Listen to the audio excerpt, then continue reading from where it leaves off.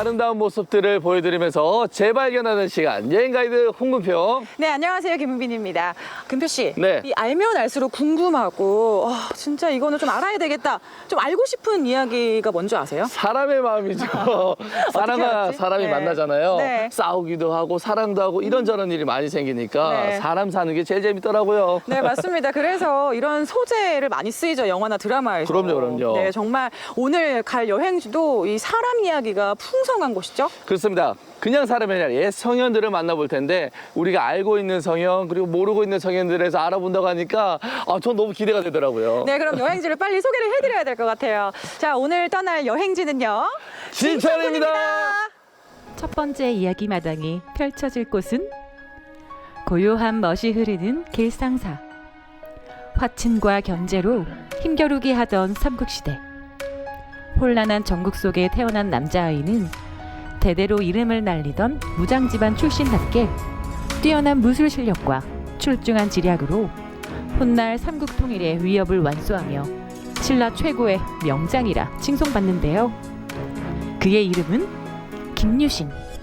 수많은 전투를 하며 용맹함과 리더십을 발휘했던 김유신은 오늘날까지 높은 평가를 받고 있는데요. 길상사는 이런 김유신의 영정을 봉안한 사당입니다. 금표 씨, 이 김유신 장군 아시죠? 예. 근데 이 김유신 장군이 장군이 아니라 왕이었다는 거 혹시 아세요? 장군 아니에요? 이게 우리가 알기론 장군인데 예. 이렇게 왕으로 불렸던 뭔가 그 이유가 있대요. 조금 저도 궁금하고 이래서 그러게요. 선생님을 모셔서 자세한 네. 이야기를 좀 들어볼게요. 선생님 안녕하세요. 안녕하세요, 선생님. 안녕하세요. 아니, 은비 씨가 네. 진짜로 이제 제일 궁금한 게 저는 장군이라고 생각하는데 왕이라고 하더라고요. 그것도 좀 궁금하기도 하고 저 뒤에 사당이 있더라고요. 네. 왜냐면 이제 김유신 장군이 제가 알기로는 가야 태생인데 신라에 있는 거예요. 네. 이게 왜 그런 거죠, 이게? 정답을 먼저 말씀드리자면 네. O입니다. 김유신 장군하면 저희가 모르시는 분이 없이 우리나라를 대표하는 대표 장군이 아닌가 싶은데요. 네. 고구려, 백제, 신라 세 나라를 하나의 나라로 삼국 통일을 하신 업적을 높이 평가해서 김유신 장군이 돌아가신 뒤에 162년 후에 흥덕왕 10년에 예. 흥무대왕이라고 추존을 받으십니다. 와, 대단하다. 네. 아니 그때 사실 이 사당이 여기 있잖아요. 네. 그 사당이 여기에 있는 이유도 굉장히 궁금하고 그렇죠. 그리고 여기는 지금 경주가 아니죠. 왜냐면 그러니까요. 주요 경계선이면 그때 당시 주요 경계선이면 지금 신라 그 경주란 말이에요. 그렇죠. 근데 경주인데 경주가 아니라 이곳에 사당이 있어요. 네. 어. 대부분의 사람들이 착각을 하시는 부분이 그 부분인데요. 네. 이곳 진천이 예전에 지명이 만노군이었습니다. 만노군은 신라의 영토였고요. 그리고 만노군의 태수였던 김서연 장군과 만명공주의 사랑의 결실인 김유신 장군이 이곳 상계리 계양마을에서 태어나셨습니다. 아, 여기서 태어나셔서 사당이 여기에 있는 네, 거구나. 맞습니다. 그러면 저희가 이 사당을 좀 가까이 가서 좀 네. 둘러볼 수 있을까요? 네, 한번 올라가 보실까요? 오. 나 처음 알았어. 신라 버풍왕에 의해 멸망한 금관 가야의 마지막 왕 구회. 구회는 김유신의 증조 할아버지인데요. 야, 이제 김유신 장군의 사당을 이제 보는 거네요. 네. 그러면 제가 김유신 장군의 가계도를 살짝 이야기를 한번 나눠볼까요? 예. 김유신 장군의 가계도를 설명을 드리자면 금관가야 이야기를 빼놓을 수가 없는데요. 금관가야의 마지막 왕이셨던 구영왕이 김유신 장군의 증조부 되시고요. 그의 아들 김무려, 그리고 김서연, 그리고 김유신 장군 이렇게 이어지게 됩니다. 그런데 조금 안타까운데 김유신 장군의 그 가계도의 그 금관가야는 버풍왕 때 나라를 지키지 못하고 구영왕이 귀속을 시킵니다. 그래서 그 버풍왕 때 금관가의 왕족들은 진골로 흡수되어지는데요.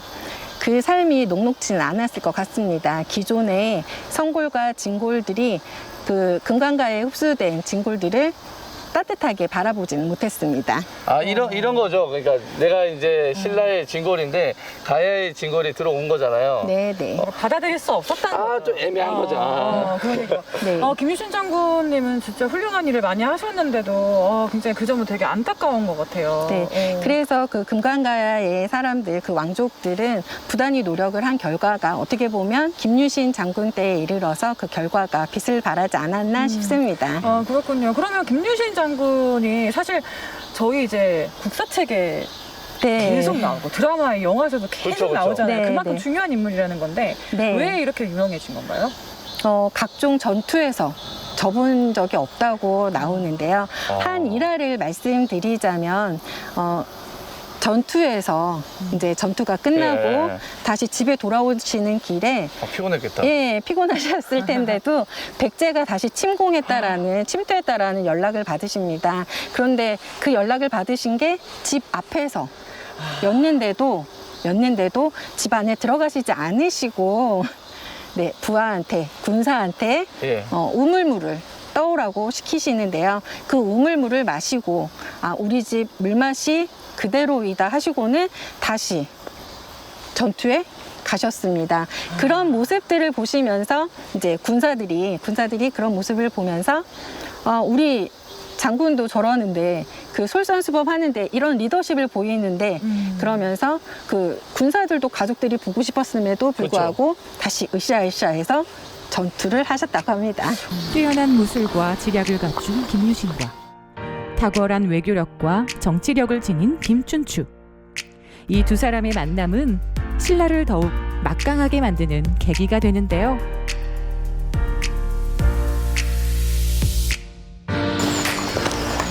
네, 신라의 수도가 서라벌, 지금의 경주이잖아요. 네. 그런데 어떻게 보면 김유신 장군의 역사는 예. 수많은 전쟁터가 아니었나 싶습니다.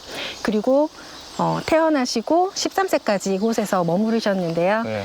태를 묻어두었던 태실, 그리고 유년 시절을 보내면서 무술을 연마를 했던 투구바위와 치마대, 그리고 무술 연마하시면서 목도 마르셨겠죠. 그러면서 물 마셨던 우물가, 우물, 연보정도, 이렇게 김유신 장군의 유적지가 많이 남아 있습니다. 선덕여왕 말년에 발생한 비담의 난을 진압하고 진덕여왕, 태종 무열왕, 문무왕에 이르러 신라 최상위 관등인 태대각간으로 임명되며 삼국통일 후 사후엔 흥무대왕으로 추존됐습니다.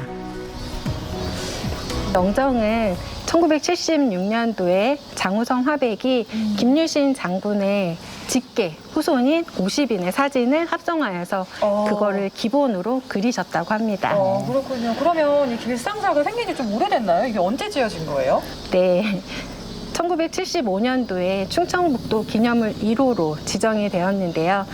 신라의 신증 동북 여지 승남에 따르면 태를 묻어두었던 태령산 아래에 사당을 건립하여 국행제로 재향을 지내다가 태종 8년에는 관행제로 지내게 되었습니다. 네네. 그리고 조선시대 양난을 겪게 되는데요. 임진왜란, 병자호란의 양난을 겪으면서 소실되었다가 그 후손이 김만희의 주선으로 1926년 이곳 도당산에 건립을 하게 되었습니다. 그런데 또 저희 6.25가 있었죠. 네, 6.25 때 파손이 되어서 예. 1975년도에 그 사적지 정화 사업의 일환으로 지금의 모습을 갖추게 되었습니다. 야. 금표 씨, 은빈 씨 오늘 길상사에 와보시니까 어땠어요? 저는 오늘 네. 새로운 역사 이야기를 들을 수 있어서 굉장히 흥미로웠습니다. 네. 저도 동감입니다. 네, 길상사는 이런 역사 이야기도 중요하지만 봄, 여름, 가을, 겨울에 옷들을 싹 갈아입습니다. 어떤 옷이요? 네, 오시면서 계단을 걸으면서 보셨던 봄에는 벚꽃나무, 벚꽃. 네, 여름에는 울창한 숲, 그리고 길상사 하면은 영광 검색어, 네, 노란 은행나무길, 가을에는 노란 은행나무길이 네, 너무 멋지고요. 그리고 눈 덮인 길상사, 네, 한번 와보시면 반하실 것 같습니다. 비주류의 집안에서 신라 최고의 명문가가 되기까지 마치 한 편의 드라마 같죠? 조선시대 가사문학의 대가 송강 정철. 조선 중기 인조와 명조, 선조에 이르기까지 3명의 임금을 모시는 동안 왕실의 외척으로 정치가로, 문필가로 활약했던 서인의 영수. 파란만장한 정치 생활 중 주옥 같은 4편의 가사와 시조 107수를 남긴 그의 삶은 어땠을까요? 진천이 들려주는 두 번째 이야기는 송강정철의 위패를 모신 사당 정송강사에서 펼쳐집니다. 은비 씨, 네. 그 정철 선생님의 이 사미인고 그 가사 중에 제가 아는 부분이 있어요. 만백성에게 고하노니 여기까지 알아요. 근데 이제 노래 맞죠? 네, 노래도 나왔었고 이런 부분에 대해서 이제 좀 설명을 좀 들으면 더 네. 자세히 알지 않을까 싶어요. 그러니까요. 선생님 안녕하세요. 안녕하세요, 선생님. 네. 뭐 궁금한 거 있어요? 좀 궁금한 게 많습니다. 네네네. 그 정철 선생님이 사무인국 따셨죠. 예. 그리고 여러 개를 하셨는데 예, 네, 좀 설명 좀 부탁드릴게요. 제가 간단하게 설명드릴게요. 네. 25세 때 그 성산의 아름다움을 노래한 성산별곡이 있고요. 그 25살 때 지은 네. 거고요. 그리고 45세 때 강원도 관철사로 있을 때 강원 팔경을 노래한 관동 팔경이 있고 50세 때, 54세 때 귀양 가서 있을 때 임금을 그리워하는 사미인곡, 송미인곡 이게 대표적인 작품이에요. 아니 이 지금 제목만 들어봐도 굉장히 저희가 이게 많이 알고 있는 네. 그런 가사잖아요. 그런 시곡. 네. 근데 원래부터 정철 선생님이 이렇게 글을 잘 쓰셨나요? 뭐 16살까지 공부를 못했던 분이에요. 16살에 공부를 시작해서 27세 때 별시문과에 장원급제를 했어요. 그래 그때서부터 이제 정식 시를 짓고 정치도 하게 됐죠. 아 그렇군요. 진짜. 오늘 정철 선생님이 이제 사당을 갈 거잖아요. 네네. 그곳에는 어떤 것들이 조금 있나요? 정철 선생님의 사당이 왜 여기에 생겼을까요? 글쎄요. 그러니까요. 혹시 여기 이해가 안 돼. 고향이신가? 아니죠. 고향은 서울 장의동이죠. 아. 이분이 돌아가시고 72년 후 이분의 손자 정량이라는 분이 진천 현감으로 있을 때 송시열 선생한테 묘터를 부탁을 해서 묘를 일로 이장을 한 거예요. 아, 그렇구나. 그래서 진천에는 묘가 여기 있어서 연관이 있는 거죠. 그러면 저희가 그 이장한 그 묘, 이제 사당, 예. 거기를 한번 보러 가야 될 것 예, 같아요. 같이 네. 올라가시죠. 굉장하다, 진짜. 이장을 할 정도. 요 보면 신도비가 엄청 크죠? 네. 높이가 2.5m예요. 대개 신도비는 조그맣게 있죠. 작죠. 그러니까. 근데 이분은 요 산소가 저에 있는데 대개 신도비는 입구에 세워요. 그 여기에는 이분의 업적을 그려놓은 거예요. 이것이 충청북도 유형문화재 187호로 등록이 되어 있어요. 이제 저기로 또 가실까요? 네.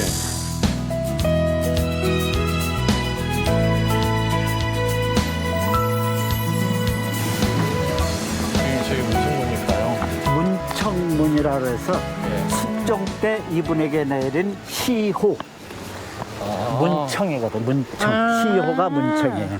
이런 것도 이렇게 고개 숙이면서 하면 의미가 있어요. 아, 길이 또 잘 되어 있네, 이렇게. 근데 이것을 이렇게 꼬불꼬불하게 하는 이유는 사람이 똑바로 가면 좀 건방질 수가 있잖아요. 숙연한 마음으로 가라고 해서 이렇게 하는 거예요. 그리고 계단도 이렇게 많이 해놓는 것도 바로 그런 거. 야, 저기는 송강정이라고 써있죠? 정철 선생의 호예요. 호.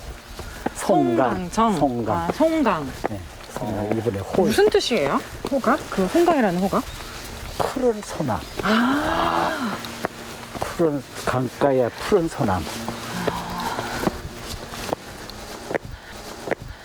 저 영정은 2010년에 김호석 화백이 그려서 그전에는 미패를 모셨었어요. 2010년도에서도 이제 영장을 그린 거죠. 저기 하나 저기 봐봐요. 아버님 날 낳으시고 어머님 날 기르시니 두 번 곧 아니시면 이 몸이 살았을까. 하늘과 같은 높은 언덕 언제 다 값싸오리. 부모를 공경하라는 잘 보셨어요? 예. 이분이 1536년에 서울 장의동에서 태어나가지고 27세에 별시문과에 장원급제를 했어요. 그래가지고 이분이 지평으로 시작을 해서 영의정, 좌의정까지 지내신 분이에요. 대단하신 분이죠. 정말 대단하신 분이네요. 네, 대단하신 분이죠. 아, 그러니까요. 근데 저희가 이제 여기에서 정철 선생님에 대해서 좀 배우는 시간을 가졌잖아요. 근데 이 시대에 이 정철 선생님에 대해서 저희가 알아야 되는 이유가 예, 있을까요? 제가 꼭 드리고 싶은 말씀이 있어요. 네. 이분이 40세, 44세, 46세, 50세 네 번이나 낙향을 하신 분이에요. 관직을 버리고. 왜요? 왜 그랬을까요? 내 올바른 얘기를 했는데도 동인 서인 이 싸움에서 이걸 들어주질 않으니까 이거는 내가 정찰 저기가 아니다. 그래서 낙향을 한 거예요. 그 이분의 배울 점이 뭐예요? 강직함이죠. 그렇죠. 우리 시대에 요거는 진짜 본받아야 될 일이에요. 강직함. 그러니까요. 이 역사뿐만이 아니라 진짜 뭐 그 한 사람의 뭔가 이런 정신까지 좀 저희가 본받아야 되지 예, 않을까 이런 대단하신 생각이 분이죠. 듭니다. 예. 아니 진천에 사실 저희가 이렇게 정철 선생님 사당도 왔지만 네. 또 좋은 곳이 있다면서요, 선생님? 있죠. 음. 물안뜰 체험관이라 해서 네. 숲 체험을 하는 곳인데 구경거리도 좋고 거기 볼거리도 많고 전시관도 있고 한번 거기 권하고 싶습니다. 가보세요. 네, 감사합니다. 감사합니다. 네, 감사합니다. 이름부터가 뭔가 좀 물안뜰 이러니까. 네.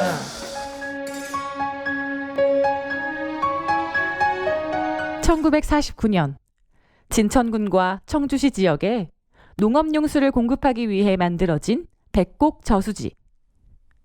쾌적한 자연환경과 아름다운 풍광으로 강태공도 즐겨 찾는 이곳에 인심 넉넉한 마을이 있습니다. 좋다. 예쁘다, 그죠? 네. 은비 씨, 사람의 이름마다 다 뜻이 있잖아요. 그렇죠. 그래서 이제 오늘 갈 곳도 좀 특별한 이름의 뜻이 있대요. 진짜요? 네. 여기 이곳도 이름이 따로 있는 거예요? 그렇죠. 여기에 이름이 있는데 그걸 설명해 주실 분을 우리가 만나면 잘 이야기해 줄 겁니다. 이름이 왠지 예쁠 것 같아. 안녕하세요. 네, 안녕하세요. 네, 안녕하세요. 예, 반갑습니다. 안 그래도 제가 이제 은비 씨한테 여기 마을 이름이 예쁘다라고 좀 자랑을 했거든요. 네. 그 물안뜰 마을 이름의 뜻이 어떤 걸까요? 이제 물을 안고 있다, 감아두는 물을 안고 있다, 감고 있다, 이렇게 안고 있다고 이렇게 이제 그 생각을 하시면 될 겁니다. 예. 여기 위원장님 좀 볼 곳들이 좀 많은 것 같은데 어떤 네. 걸 저희가 좀 즐길 수 있을까요? 저희 마을은 그 농촌종합개발 사업으로 백곡면에 있는 4개 법정리에 11개 자연부락이 공동으로 참여해서 이제 그 운영하고 이제 꾸려가는 이제 공동체거든요. 주변에 이제 그 잣나무골공원, 그다음에 물안뜰 체험관, 건강체험관과 그다음에 참수전시관. 이제 옆에 이제 그 충청북도 이제 학생문화관도 같이 있고요. 그리고 이제 주로 이제 그 농촌 체험을 이제 목적으로 하는 가족이나 단체분들이 많이 이제 활용을 하고 이제 애용하는 곳이죠. 저희 여기 지금 전시관이 앞에 있는데 예. 여긴 또 어떤 곳인가요? 여기는 이제 백곡면에서 이제 생산하는 이제 참수 관련된 그 참수 전시관인데요. 오, 그렇군요. 백곡면의 총 전국 생산량의 이제 검탄 기준으로 한 70%가량을 백곡면에서 생산하고 있기 때문에 거기에 따라서 이제 거기에 맞게 이제 지역 특성에 맞게 이제 건립한 이제 참수 관련된 전시관입니다. 네, 그러면 저희가 안 보고 갈 수가 없을 것 같아요, 예, 위원장님. 그렇습니다. 좀 안내 좀 부탁드릴게요. 예, 들어가시죠. 네. 여기로 그냥 가면 되나? 가시죠.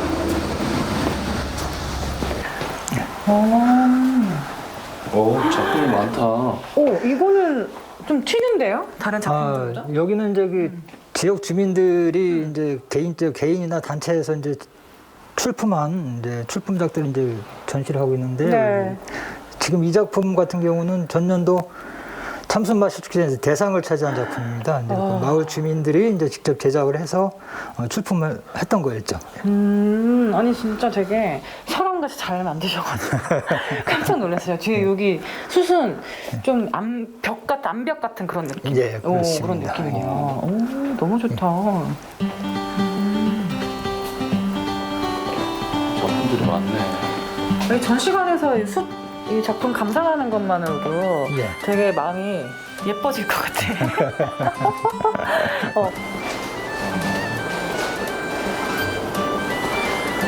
여기는 그냥 뭐 수태대양 전시만 해놓은 게 아니라 박물관처럼 뭔가 이제 활용할 수 있는 방법이나 약간 역사 이런 것도 다 하나하나 있는 것 같아요. 예, 그렇습니다. 이곳에는 이제 수세 생산 과정이라든가, 그다음에 그 효능, 그다음에 활용할 수 있는 그 방법이라든가 여러 가지 이제 그 제품으로 만들 수 있는 그 하는 예시도 이제 여러 가지 예시도 같이 이제 해놓은 전시관이죠. 그렇군요. 여기는 진짜 참나무로도 다 이렇게 해놨나 봐요. 바닥. 오, 이게 이 참자다, 참자. 그쵸? 예, 맞습니다. 참숯. 참숯. 자, 진천이 다 참숯인가 보다, 그쵸?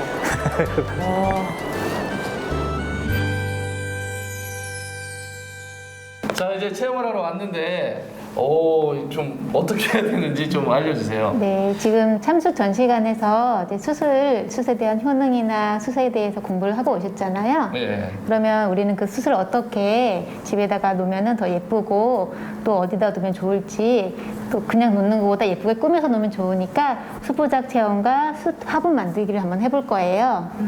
좋다. 네. 이런 체험은 사실 아무 데서나 할 수가 없잖아요. 네, 저희 백곡의 숯이 유명하고 또 저희 체험관에서만 할 수 있는 체험이기 때문에 오늘 아마 좋은 추억이 되실 거예요. 그렇군요. 근데 저 궁금한 게 있어요, 선생님. 이 숯이 사실 다 뭐 좋은 거는 알지만 자세하게 어디에 좋고 무슨 효능이 있는지 모르잖아요. 이 숯은 어디에 되게 좋은 거예요, 선생님? 오늘 이렇게 만들어 가시면 제일 가까운 곳에 TV 옆에나 아니면은 식탁 같은 데 놓으면은 공기 정화 효과나 그다음에 먼지를 빨아들이고 나쁜 냄새를 빨아들이는데 효과를 많이 보실 수 있을 거예요. 선생님, 이게 숯이 그 어떤 종류가 있는 거예요? 네, 숯은 높은 그 똑같은 참나무로 만드는 건데 네. 굽는 온도에 따라서 백탄과 검탄으로 나뉘는 거예요. 이게 자세히 보면 이게 백탄이고 이게 검탄이구나. 네네.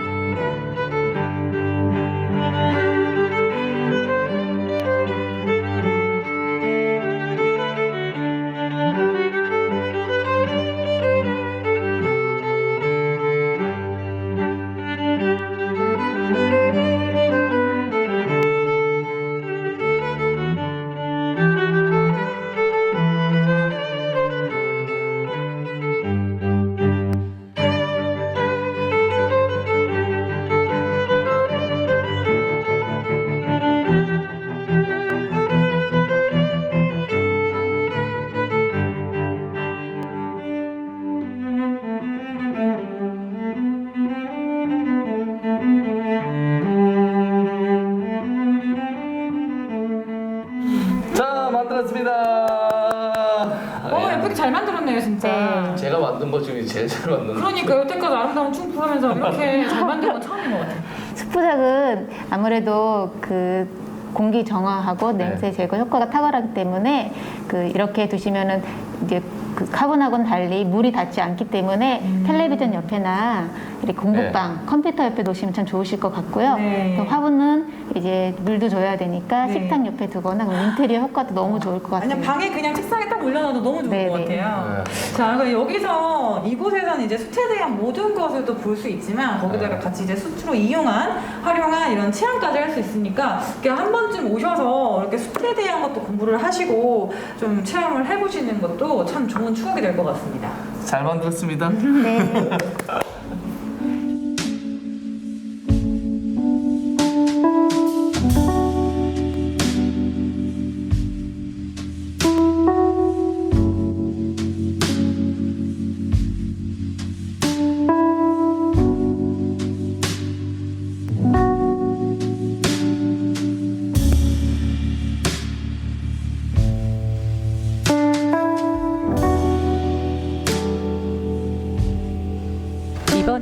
맛있는 음식 이야기를 해볼까요?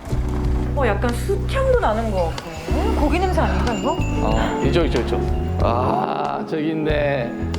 저기 있어. 짠.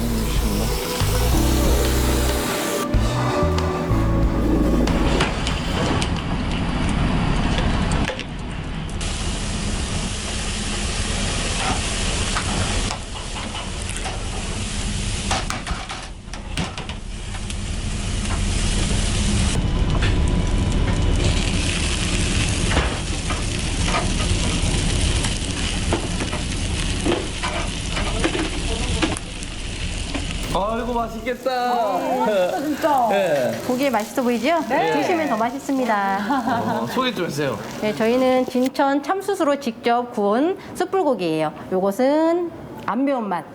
또 매운 거 좋아하시는 분들을 위해서 매콤한 맛 두 가지가 있습니다. 그 메인이고 그다음에 저희는 사람들이 여러분 손님들이 여쭤봐요. 고깃집이 고기 당연히 있겠죠 저희 집에. 네. 근데 밥을 저희는 제일 먼저 물어봐요. 근데 딴 데는 윤기가. 밥을 막 압력밥솥에 그렇죠. 20개, 30개씩 하잖아요. 저희는 네. 이 4인솥에 시간대별로 4개, 5개밖에 안 해요. 그러니까 공깃밥을 시켜도 솥밥이에요.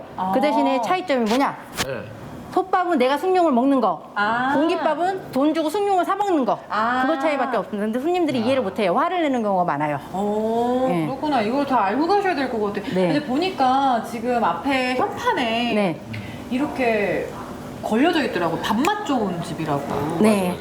그래서 밥맛 좋은 집인 거예요? 네, 맛있게 하니까 선정도 해주셨겠죠? 네. 진천 쌀도 사실 유명한데 이렇게 다 이렇게 틀려요, 맛이요. 까지 매번 네. 매번 갈아서 하시니까 그래서 밥이 맛있나 봐요. 예.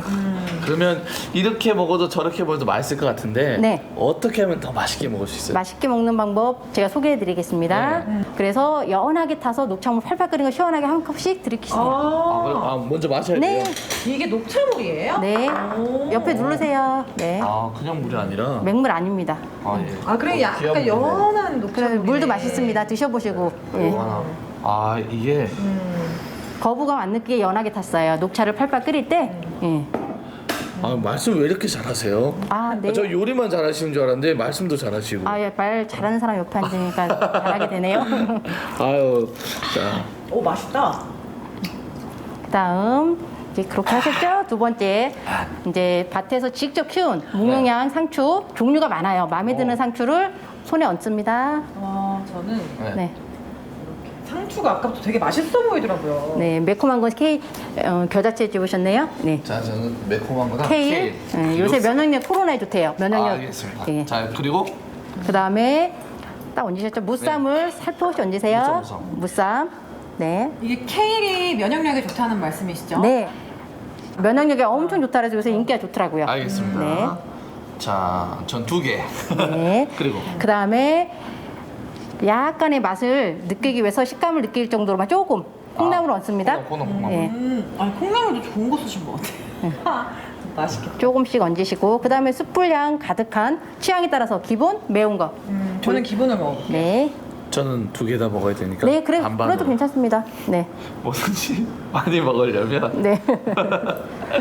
그리고 또 뭘 하나요? 그다음에 저희는 일반 쌈장이 아니에요. 저염 보리 쌈장이에요. 어쩐지 내가 네, 보니까 짜지 않아요. 저염 보리 쌈장을 먼저 얹습니다. 요거. 네. 한 젓갈 얹으시고요. 네네. 네. 그다음에 사장님 조금 기다려주세요. 제가 많이 올려가지고. 네네. 네, 다 올렸습니다. 그다음에 이제 12가지 야채를 썰었는데 제게 네. 힘들 기계로 하면은 맛이 없어요. 손으로 다 썰어요.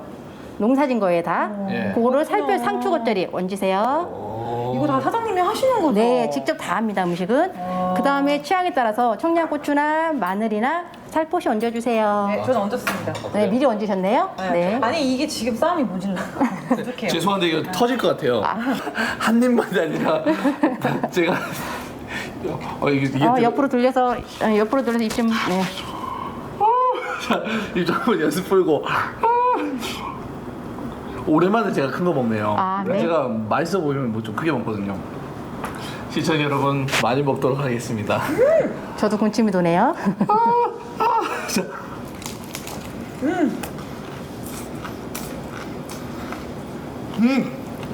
맛이 어때요? 진짜 맛있죠? 향이 틀려요. 숯향이 네. 진짜 너무 좋아요. 네. 잡내가 하나도 없어요. 네. 첫 번째, 굽는 사람 가족 건강을 생각하고 손님 건강을 생각해서 굽기 때문에 향도 좋고 건강에도 좋아요.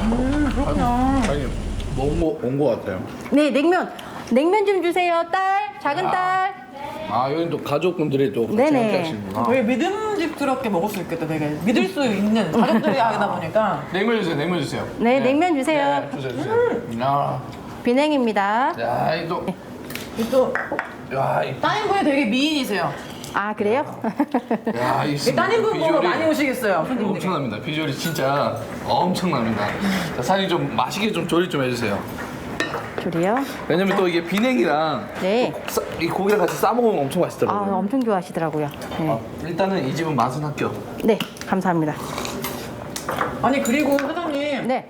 제가 지금 잠깐 반찬을 먹어봤는데 네. 반찬이 다 싱싱하고 맛있네요. 네, 다 직접 합니다. 사오는 제품은 없어요, 저희는. 아, 이거 사오는 게 하나도 없어요? 네. 그럼 어디서 이거 갖고? 다 밭에서, 텃밭에서 다 키우는 거예요.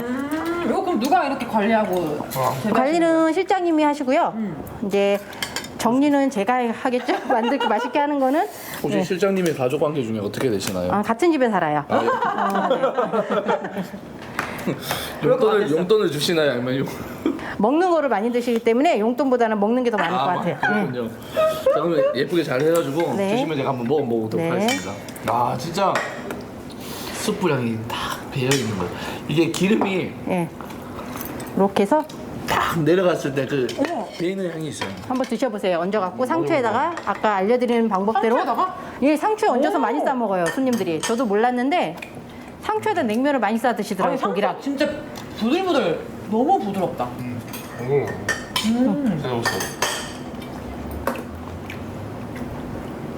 야 와, 아니 이 냉면도 되게 맛있게 생겼다. 빨갛다. 칡냉면이에요. 아, 그건 제가 할 수가 없어서요. 예. 이 소스나 이런 건 다 만드신 거죠? 네. 아, 어머, 그럼 맛있겠다. 그럼 됐죠. 이거랑 고기 얹어서. 고기랑 얹어서 네. 여기 얹습니다. 이렇게 하고 또 뭐 해야 돼요? 이렇게 먹으면 취향, 돼요? 예, 취향에 따라서 그냥. 이렇게? 예. 쌈장을 굳이 안 넣어도 간이 와, 돼 있으니까 진짜? 드시면 돼요. 진짜 예. 맛있겠다. 저는 매운맛에 딱 매운 거 얹어서 근데 고기 너무 많이 맛있겠다.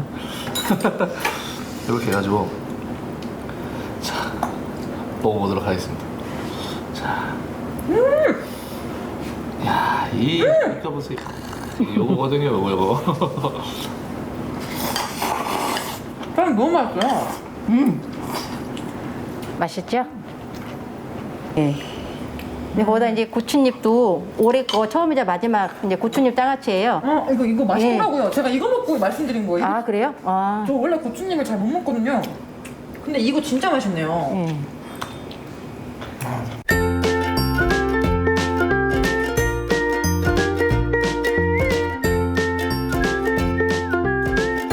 (1905년) 한국의 외교권을 박탈하기 위해 일본이 강제로 체결한 을사조약. 그로부터 2년 후 네덜란드 헤이그에서 열리는 만국 평화회의에서 을사조약의 부당함을 알리기 위해 특명을 받고 떠난 헤이그 특사를 기억하시나요? 국권 회복을 위해 여러 나라를 순방하며 일제의 침략상을 폭로하고 민족교육을 실시하는 한편 광복군 사관을 양성했던 한 독립운동가가 있습니다. 이준, 이휘종과 함께 대한민국 독립을 호소하던 헤이그 특사 보제 이상설. 금표 씨, 이제 우리 헤이그 특사의 이상설 선생님 보러 갈 거예요. 아, 그분이 지금 진천 분이셨어요? 네. 아니, 진천에 인물이 많네요, 진짜. 아, 그러니까. 선생님 안녕하세요. 안녕하세요. 아유, 반가워요, 선생님. 네,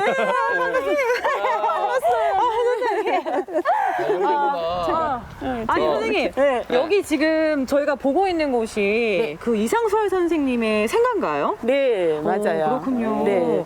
이상설 선생님이 여기서 태어나셔가지고 7살까지 사신 곳이에요. 어머니, 아버지는 여기 계속 사셨고요. 그리고서는 7살 때 서울로 양자로 가게 되죠. 그렇게 하고 나서 그 뒤부터는 이쪽에는 못 오셨어요. 저쪽으로 가시면은 아주 자세하게 이상설 선생님이 또 계속 돌아가실 일대기가. 때까지 일대기가 네. 쫙 펼쳐져 있습니다. 그래서 한번 가셔서 네. 들으시죠. 너무 얘기만 들어도 재밌어요. 네, 그렇죠. 자, 여기 보시면 이상설 선생님 동상이에요. 네. 이분은 굉장히 굴곡진 삶을 사셨어요. 사실 어려서 7살에 서울로 양자로 가셨다 그랬잖아요. 한 몇 년은 굉장히 부유한 생활을 했어요. 근데 13세 때에 한 달에 생부와 친부가 한 달에 다 돌아가셨어요. 그리고 1년 있다가 친모까지 돌아가셨어요. 그래서 친모를 여기로 이제 장례를 모시러 왔지요. 그때 누가 있었냐면은 3살 난 상익이 동생이 있었어요. 그러면은 13살에 그 아기를 데리고 장례를 치르고 서울로 올라가서 사는 거예요. 그때부터 이제 힘든 삶을 살게 되는 거지요. 그렇군요. 진짜 알면 알수록 되게 좀 굴곡진 거 같아요. 네, 맞아요. 저쪽에 전시관에 들어가면 더 힘든 삶이 다 기다리고 있어요. 한번 가보시겠습니다. 네. 네.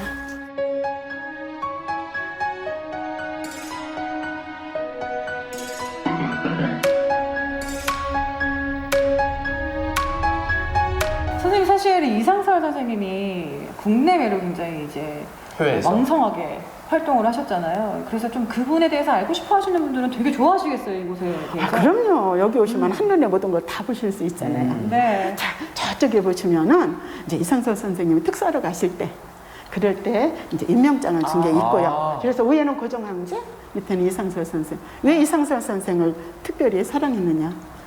성격이 강직하고, 불의를 참지 못하는군요. 항상 그래서 이분을 이제 하신 건데 너무 사랑하셔서 네. 편전이 아닌 내전으로 불러가지고 이제 내탕금을 줘가면서 너뿐이 믿을 사람이 없다. 이번에 내년에 하란에 가서 제2의 만국 평화회에 네가 좀 가라. 그래서 정사를 이상설 선생, 부사를 이준열사, 또 참차관을 유희종 선생 이렇게 해서 가게 된 거죠. 근데 이상설 선생이 혼자만 간 게 아니에요. 다른 정순만이라든지 다른 분들이랑 같이 갔어요. 근데 그분이 그렇게 가실 때 다시 돌아오지 못하리라는 생각을 못하고 가셨을 거예요. 그렇네요.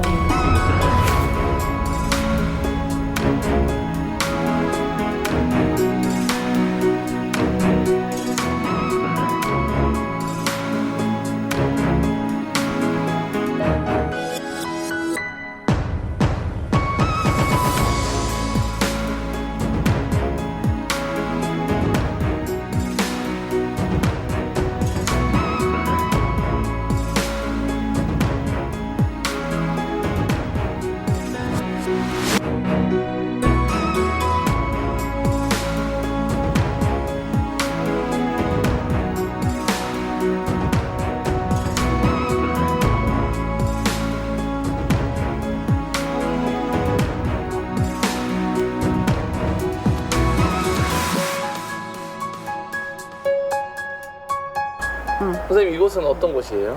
이곳은 이상설 선생님의 영정을 모신 사당이에요. 이름은 숭렬사라고 합니다. 그래서 사실은 이게 여기 있던 게 아니고 저쪽 진천읍에 있던 거를 이쪽으로 이제 생가터도 있고 하니까 이쪽으로 다시 모셔온 겁니다. 그래서 그때부터 이제 여기서 저희들이 이제.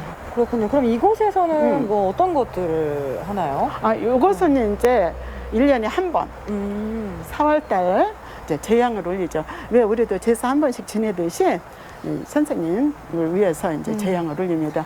이제 제관은 이제 군수님이시고요. 그렇군요. 아니 선생님 제가 좀 아까 얼핏 봤는데 전시관에서 책이 많더라고요. 공부했던 책이. 네네네.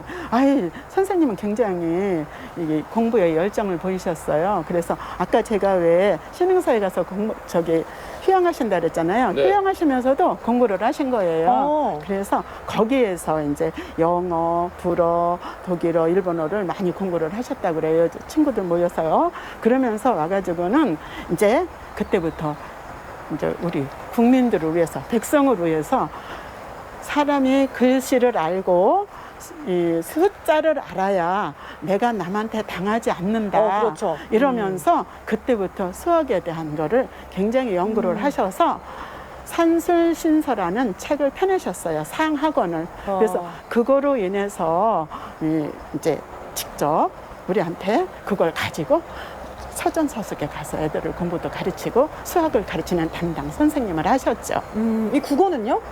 아, 국어는 다른 나라 거를 번역을 하셨어요. 아, 네네. 법학, 뭐 화학, 물리학 모든 거를 다른 나라 거를 이제 번역을 하시면서 우리가 알아야 되니까 한글과 한문을 섞어서 하시고 수학에서는 소수점 그리고 그때부터 가로쓰기를 우리가 가로쓰기 네, 우리를 가로쓰기를 그때부터 그분이 다 연구하셔서 번역을 하셨습니다. 선생님, 얘기를 들어보니까 점점 매력에 빠지는 것 같습니다. 네.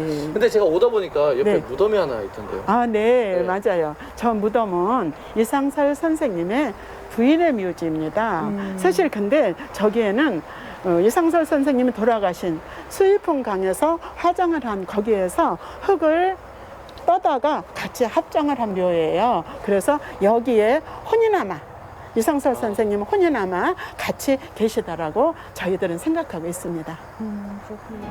패는 검보다 강하다 했던가요? 일제의 농민 수탈과 이에 저항하는 지식인 운동가의 삶을 그린 작품 등을 쓰며 문학으로 독립운동을 하던 근대 민족, 민중문학의 선구자 포석 조명희. 안녕하세요. 네, 안녕하세요. 네, 어서 오십시오. 반갑습니다. 네. 예.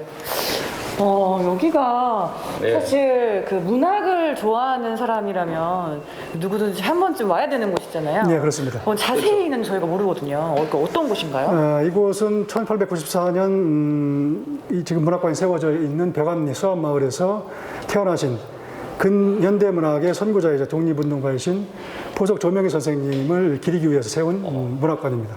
그럼 여기에 오면은 이제 조명희 선생님에 대해서 하나하나씩 알아갈 수 있는 거죠? 아, 그렇습니다. 그동안 우리가 몰랐던 조명희 선생님의 삶과 문학에 대해서 보다 깊게 알 수 있는 그런 장소가 되겠습니다. 네, 저쪽인 것 같은데. 네, 그렇습니다. 네, 안내해드리겠습니다. 네, 이곳은 포석 조명희 선생의 삶과 문학을 한눈에 볼 수 있는 그런 공간이라고 할 수가 있습니다. 그렇군요. 조명희 선생님이 어떤 분이셨나요? 포석 조명희 선생의 삶과 문학은 지금 보시는 것처럼 세 가지로 이제 압축적으로 나눠볼 수가 있습니다. 민족 민중항일 작가, 근현대 문학의 선구자, 그 다음에 고려인 한글 문학의 아버지로 나눠볼 수가 있습니다. 그렇구나. 굉장히 다양한 그 업적을 기르셨네요. 그 말씀하신 부분 중에서 고려인 한국 문학의 아버지라고 하셨잖아요. 네. 이게 어떤 의미인가요? 포석 선생님은 1928년도 구소련으로 이제 망명을 하시게 되는데 망명을 하면서 그 동토 땅에 문학을 통해서 우리 동포들의 얼과 정신을 알린 도급한 디아스포라의 선구자적인 인물이라고 할 수가 있습니다. 그렇구나. 포석은 한국 근현대 문학에서 세 가지의 최초라고 하는 선구성을 가진 위대한 그 문학가입니다. 지금 보시고 있는 이 공간은 포석이 1923년도 그 우리나라 최초의 개인 창작 희곡집인 김영일 이사가 전시되어 있는 공간입니다. 그렇구나. 굉장히 다양한 작품들을 이제 쓰셨어요, 그렇죠? 네, 그렇습니다. 그리고 이쪽 부분은 역시 그 이듬해인 24년도 미발표, 우리나라 최초의 미발표 개인 창작 시집인 봄잔디밭에 의해서가 전시되어 있는 공간입니다. 네. 참고로 이 시집은 우리가 일반적으로 많이 알려져 있는 한용운의 님의 침묵과 그다음에 소월의 그 진달래꽃보다 연조가 1년 혹은 2년 빠른 그런 그 역사성을 가지고 있는 그런 시집이라고 볼 수 있습니다. 굉장히 그럼 어떻게 보면 최초네요. 최초입니다. 그렇군요. 그리고 이 산문은 네. 포석의 그 시집의 그 서문에 나와 있는 글입니다. 산문임에도 불구하고 굉장히 아름다운 시적인 그 언어로 되어 있는데 우리 민족의 전통과 우리 민족혼에 대해서 아름다운 문체로 쓴 글입니다. 남들은 모두 근대를 추종했을 때 우리 것의 소중함을 강조했다는 데에서 큰 의미가 있는 그런 글이라고 할 수 있습니다. 네, 그렇죠. 근데 이제 포석 조명희 선생 같은 경우는 이제 문학도 그냥 문학을 접한 게 아니라 그렇죠. 어떻게 보면 저항 문학을 썼잖아요. 네, 맞습니다. 그렇죠? 근데 저는 궁금한 게 이 저항 문학을 썼는데 좀 신변의 위협은 없었는지. 저항문학 자체가 항일의 자선책이었기 때문에 극심한 탄압과 견제가 당연히 있었습니다. 포석의 망명도 국내에서 자유로운 창작 활동이 불가능했기 때문에 선택한 그 고민의 그런 결과물이라고 볼 수가 있습니다. 그렇기 때문에 소련에서의 그 문학 활동도 국내에서 했던 것처럼 저항 문학의 연장선상으로 그 활동을 많이 한 것이죠. 그러면 이제 소련에서 마지막을 하신 건가요? 마지막은 좀 어땠나요? 소련으로 망명한 후에 물론 작품 활동도 많이 했습니다만 문학을 통해서 그 현지 고려인들에게 우리 역사성과 정체성을 환기시키는 그런 일을 많이 했습니다. 주로는 교육을 통해서 그 우리 민족의 정신을 고취를 시켰는데 그것 자체가 디아스포라의 그 씨앗을 현재에다 이제 뿌리는 의미를 갖고 있기 때문에 의미가 있는 일이라고 할 수가 있습니다. 그렇군요.